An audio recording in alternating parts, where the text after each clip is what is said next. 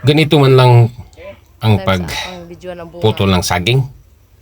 Kasi ga, may tanda na tayong saging na saba at atin ito nang puputulin. Hindi lang natin ito akyatin, abutin lang natin. Hindi naman ito masyado ka taas, kaya ating lang aabutin lang siya. Ito siya sa may taas lang kaunti natin siya pinuputol. Ito siya guys. So, ganito lang ang pagputol ng saging. Kailangan na hindi matapa siya sa lupa upang hindi ito mga basag at hindi mga sira ang buwig ng saging nating pinuputol. Ganito lang siya ang teknik sa pagpuputol. Kailangan na putulan natin ng puno ang ating na-harvest na saging upang madali itong tumulpos ang kaniyang mga saha. Kaya kailangan na linisin natin ang kanyang puno at puputulin natin ang natirang kinuna natin ng buwig.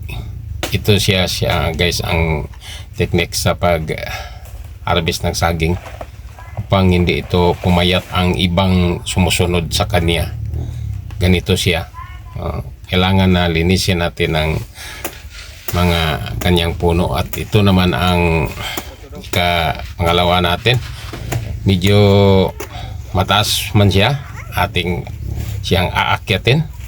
Medyo mahirapan tayo nito sa pagputol nito kasi nga malapit man siya sa may bakod natin. May bakod tayong ng wire, kaya idandaan lang natin siya sa pagputol. Kaya hindi man natin putol siya direkta, sablay man siya sa isang puno. Atin lang siyang puputulin dito sa may baba. Dito siya natin puputulin upang madapa siya sa baba. Ito lang siya guys ang technique natin. Medyo nahirapan tayo nitong klaseng bulig, pero okay lang siya.